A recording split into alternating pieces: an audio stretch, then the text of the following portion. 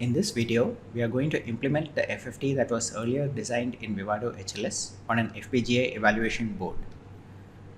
I'll first briefly discuss the Axis stream interface which we use to pump data into the FFT module and also to get data out of it. A data source module has been created in Verilog for providing data in terms of an Axis stream interface to the FFT. Now this will not be explained, the working of this module will not be explained as part of this video. However, the source code is available and you are welcome to look at it and try and understand how the Axis stream interface is implemented. It is a relatively simple module involving a fairly simple state machine. We will then create a block design where we put in the FFT, two data sources, one for the input data and one for the expected output, and finally implement this first in simulation and then on the FPGA board. And we will test this on hardware. So let's look briefly at what we mean by an Axis stream.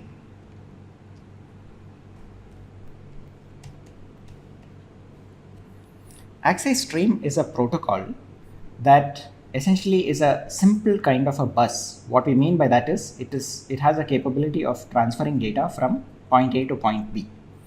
Now in our case, what we will usually have is there will be a source of data. This is some module either designed in Verilog or HLS or maybe directly using schematics. And similarly, there will be a target or a sink. What we want is to be able to transfer data directly between these two modules, for which we are going to use three signals. The first, of course, is the data itself that needs to be transferred. And this is in general n bits. In our case, it would be 32 bits because we have 16 bits for real data and 16 bits for imaginary data. Now, when we transfer data like this from the source to the target, we also need something over here to indicate when the data is ready or valid and the target should actually accept it. Because as you will notice, there is no address bus that we associate with this protocol, which means that there is no way of actually specifying which data is being presented at a given point in time, and there has to be some signal that indicates when the data is actually valid. So that's one of the other signals that we have over here. This also goes from the source to the target. However, we could also have another situation where the target is not ready to accept data for some reason. Maybe it's in the middle of some computation and it wants to finish that before it accepts the next bit of input data. So how can it convey this information back to the source? We add another signal, but now in the opposite direction, and we call this, appropriately enough, ready. So the target can indicate when it is ready to accept data, and the source can indicate when the data that it is putting out is valid. When both these conditions are satisfied, that is the source data is valid and the target is ready to accept data, one piece of information is transferred from the source to the target. In the next clock cycle, assuming that both valid and ready are still high, another piece of data will be transferred. So it's up to the source to make sure that on every clock cycle, it updates the data present on the data bus. If by any chance it does not have appropriate data, then it has to make the valid signal low. Similarly, if the target is not ready to accept data, it should make the ready signal low from its side.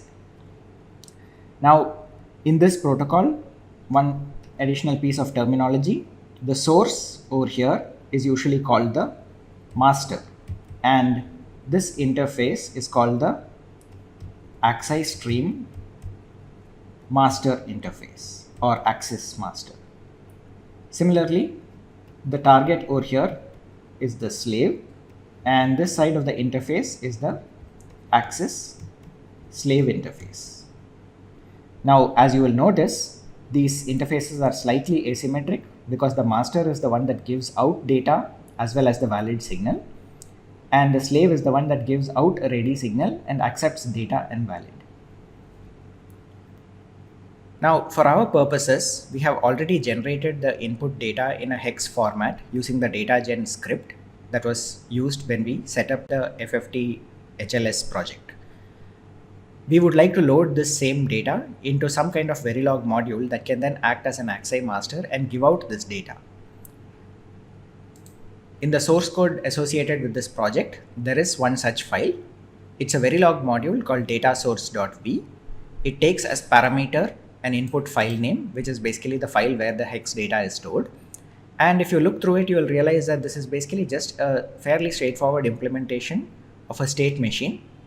It's a very simple form of state machine. It has multiple states, mainly to account for the fact that the block RAM in which the data is stored has a certain read latency. But apart from that, all that it does is it basically starts putting out data, and from that point onwards, the valid signal is permanently high. It only then responds to the ready signal coming from the slave. By doing this simple module is able to send out data that can then be consumed by our FFT module, or as we will see in the final design, by the expected data output in the test bench as well.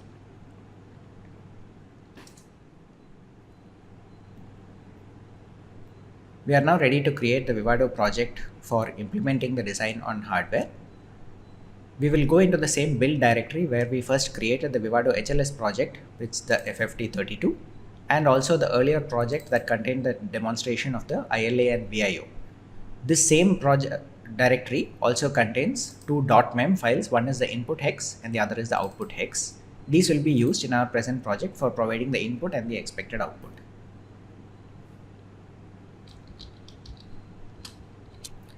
We can start up Vivado and create a project just like we did in the case of the ILA and VIO demonstration. We will use the same target hardware.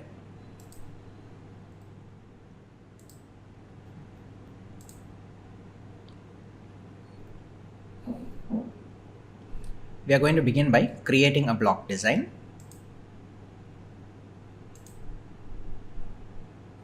Now we want to add the FFT IP into this design.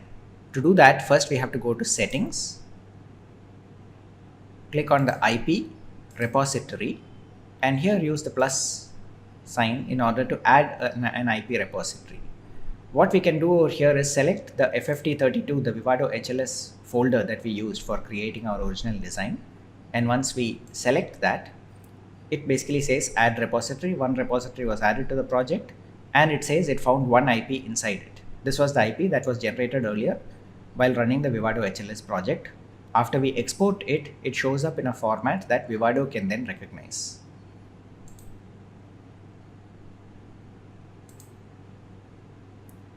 Now, when I click on the button over here to add IP and then search for FFT, I can see that it shows up the FFT IP details over here.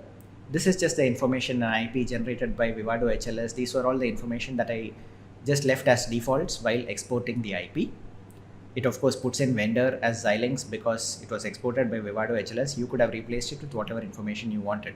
The important thing to keep in mind is to make sure that the repository path itself is correct. It is inside the build/FFT32 folder. So it is the IP that we actually created. You can see that it has a clock, reset, an AP control interface, which we will get to in a moment, and a data in and data out interface, both of which are AXI stream because that's how they were specified in the Vivado HLS design. Let's add a clock wizard to this so that we can actually get a signal in here. Go ahead and apply connection automation so that these signals get connected as outputs. But what I'm going to do is rename the signals.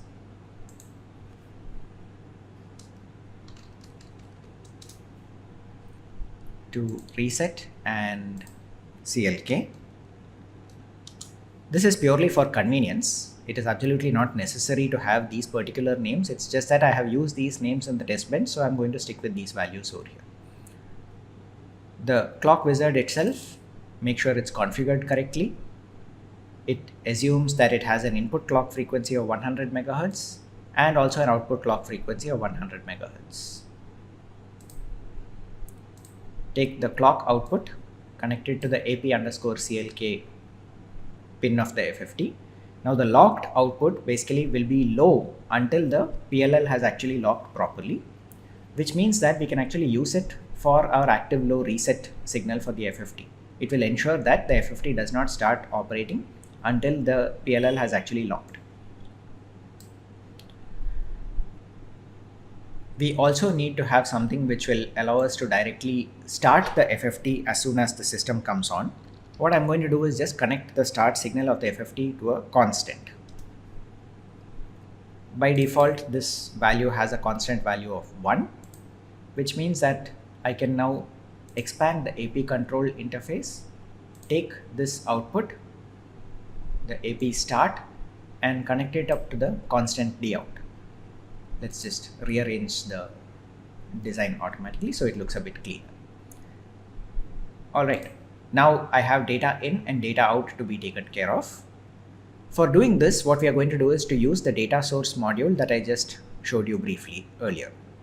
The way to do that would be first go here to sources, click on design sources, right click and add source, add or create design sources, and we are going to add 3 files over here. These 2 files, the input hex.mem and output hex.mem, are to be added because they will then be used by the data sources.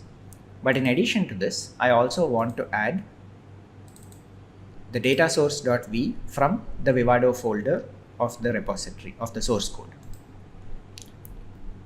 Okay. Now what I want to do is to actually add this data source module into the block design. So I can right click on it and say add module to block design. It creates something called data source underscore 0. I'm just going to repeat this process one more time.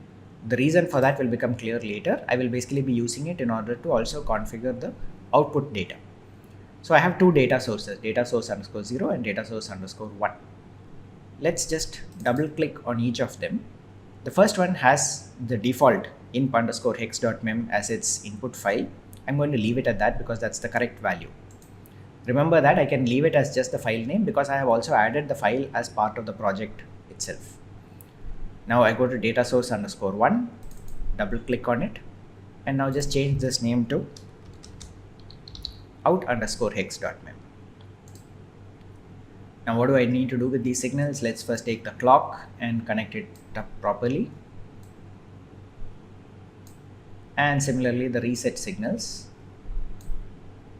are connected up appropriately. Once again, let's just redraw the picture. It looks a bit cleaner this way.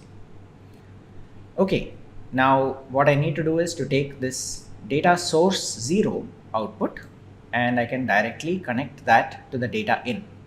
But what I'm going to do is instead of that, I'll skip that step. And because I want to also add an ILA to monitor these signals. So I will first add an IP, the integrated logic analyzer, double click, change it to native type, and the number of slots in this case I'm going to make it 8. What are the ports? The first one is going to be the data source and its corresponding valid signal. The next one is going to be the FFT output and its corresponding valid signal. And over here, I'm going to use the actual output of the data sync, or no, sorry, the data source underscore 1, which is the expected output and its corresponding. Well, we don't really need to look at its valid signal because it's always going to be 1. The last 3 ports will be used to monitor the output signals of the FFT module itself. Okay, so now I have this over here. What I can do is just connect the clock. It automatically connects it up to the system clock, which is fine. And now what I would like to do is open up these signals and connect them appropriately.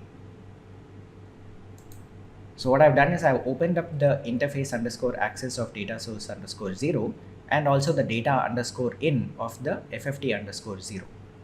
I'll take this T data and connect it to the T data here, T valid to the T valid here, and T ready to the T ready here. But in addition to that, I'm also going to take the same T data signal and connect it up to one of the logic analyzer probes. Similarly for the, well, I don't really need to worry about its T valid signal, but that's okay. I can just connect it up over there anyway. What about the output of the FFT data, which is connected up here? T valid is connected to probe 3, which is 1 bit. What about the data source underscore 1? its T data can be connected to probe 4. The T valid I'm going to ignore. I'm not really going to bother about this. Now there are just a couple of more things that we need to pay attention to over here. One is, what should I do for the ready signal of the FFT 0? Since this is just a test module, I want the FFT to always generate its output and send it out in sequence as soon as it is ready, because I want to monitor it on the ILA. Simplest way to do that is set the ready signal equal to 1, the same constant that I connected to the start signal of the FFT. The next question is, what about the data source underscore 1? That too needs a ready signal. What do I do with it? Well, whenever the FFT has generated valid data, I will use that signal to trigger the next output coming out of the data source underscore 1. I don't really have any better way of knowing when the data source underscore 1 should generate outputs. As you will see, now everything is pretty much taken care of. It's just that the T valid output of the data source underscore 1 has been left unconnected. In addition to that, there are 3 signals out here: the AP done, idle, and ready of the FFT block. I'm just connecting them up to the ILA. They are not particularly useful in this case, but just they can be monitored for completeness. Once again, regenerate the layout. Now you can see that it looks a bit complicated, but it's actually not really complicated. It just has a clock wizard to generate a clock, 2 data sources, data source underscore 0, which is feeding data into the FFT, and data source underscore 1, which is generating expected outputs, and the FFT module itself that we created using Vivado HLS. The start signal of the FFT module is permanently set to 1 so that it is always in operational mode. Similarly, the ready signal at its output is also permanently set to 1. Okay, now the next thing that we would like to do is to run a simulation of this entire system to make sure that things are working correctly. We can just add or create simulation sources. And the file that we are going to add over here is the fft32 underscore tb.v from the same Vivado source code folder.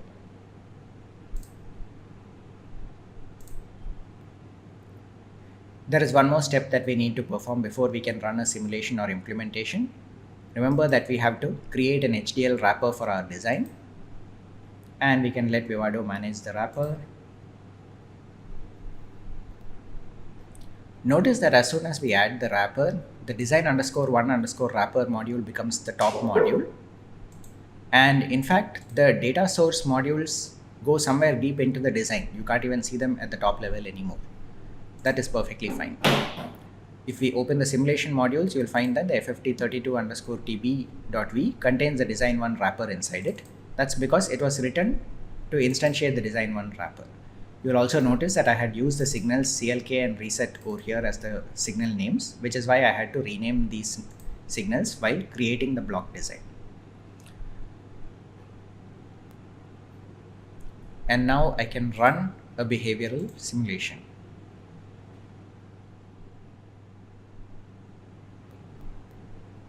Now, once the simulation viewer opens up, you will notice that there is really no signal of interest out here because the test bench only contains clock and reset.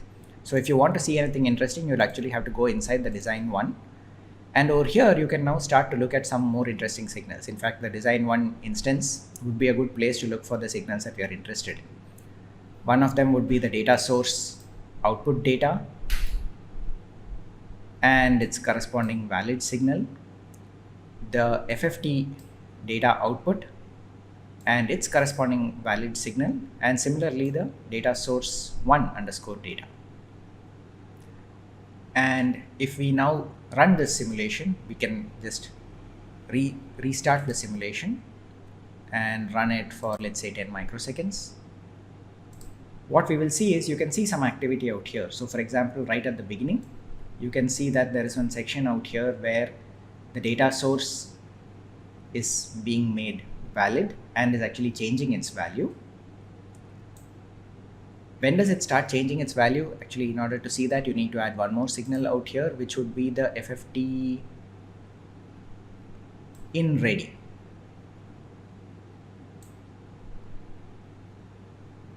So we can just view that again, and what we will find is that right at the beginning you find that the FFT in ready corresponds to the values of the source data. So when the in ready and the t valid are both equal to 1, that's when the data from the input hex.mem actually starts getting fed into the FFT module. Now let's zoom out, and you will eventually see that it is after quite a while that the actual output starts to appear, right? So nearly 8 microseconds is the amount of time that it takes for the entire FFT to compute. If you recall the Vivado HLS synthesis report, there was a roughly 800 clock cycle latency, which at a 10 nanosecond clock corresponds to almost roughly 8 microseconds. So that makes sense. It's pretty much what you would expect. Now what happens here? Let's look at the output, right? The FFT output data is coming on this signal, and the expected output is coming on this signal. If we go look at this value out here, you will notice that when the t valid, the output of the FFT, becomes equal to 1, the corresponding value of the output data is some value 000f 00d9. Remember that the first 4 hexadecimal digits over here correspond to the imaginary part, and the last 4 correspond to the real part. Similarly, the output data also, the first 4 correspond to the imaginary part and the last 4 correspond to the real part. You'll notice that they don't actually match. But if you look closely at the numbers, 00D9 and 00EA are actually quite close to each other. Remember that the D9 and the EA are both referring to the portion that is in the fractional part, because this is 16-bit data with an 8-bit fractional part. What about the next output, F4CB? Well, the expected output was F4CE. 0328, the expected output was 0334. At the next value, FF75, it was expected to be FF7D. 0C84, it was expected to be 0C8A. You can go through like this and do the comparisons. The important thing to keep in mind is this was precisely the part that was automated in the C test bench, where what it did, rather than looking at the exact values that were being generated, was to compute the norm of the output, the difference between the expected output and the actual output, and check that it fell within an acceptable tolerance value.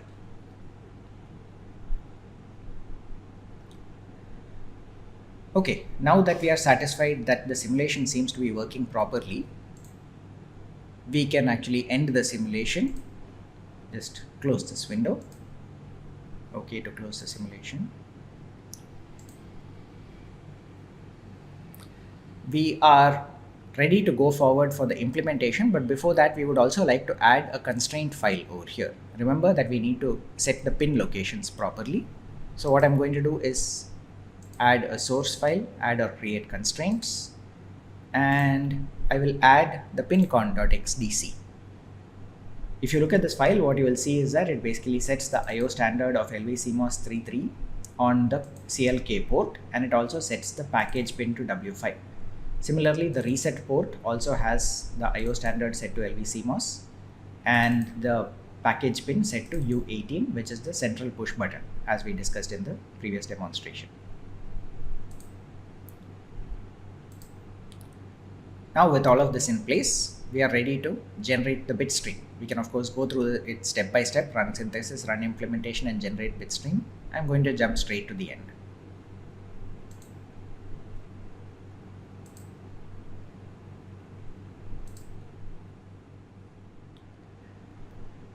Alright, so once the bitstream generation has successfully completed, we can once again open the hardware manager, open the target auto connect,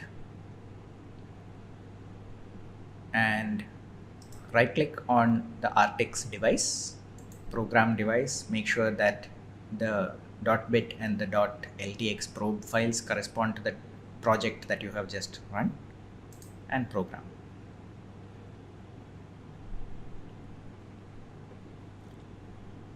And now we can, since the FPGA has been set up, the design has been set up in such a way that the FFT is scheduled to start, that is, its start signal is permanently set to 1. It would automatically have started as soon as the system switched on and the clocks stabilized. So this is an example where you can actually see that the AP done signal occurs twice. In other words, at this point over here, at cycle number 179, and at this point over here in cycle 1012. The difference is somewhere around the 800 mark that was actually reported by Vivado HLS and seems to match exactly with what we expected. If you zoom in on this region, immediately after a done signal, you will find that this is where the next set of data for the next iteration of the FFT are being read in. These values that you see on the top row correspond to the values from the input hex.mem file.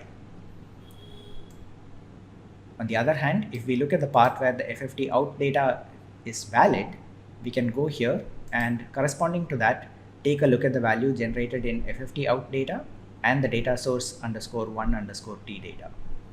You can see that exactly as we saw in the case of the simulation, the values match up quite well.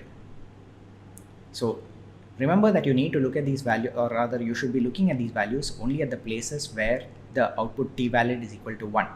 In other words, when t-valid is 0, the values could differ by quite a large amount, but that's not consequential because the value is not valid. But whenever t-valid is equal to 1, we find that the FFT out data and the data source _1t data match quite closely, well within the tolerance limits that we had set.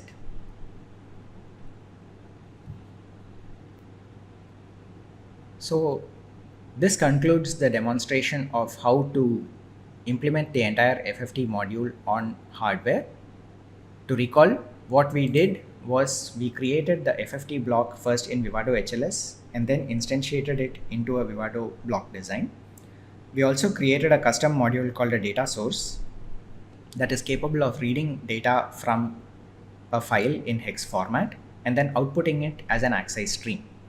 We used two of these data sources, one to feed the FFT module, the other to compare the generated output and see whether it was accurate. We used an ILA, an integrated logic analyzer, to monitor all the outputs and see that they were correct. That includes the done signal of the FFT module, and by looking at the waveforms that were generated, we found that the latency matched with what was expected and what was seen in the Vivado HLS output design.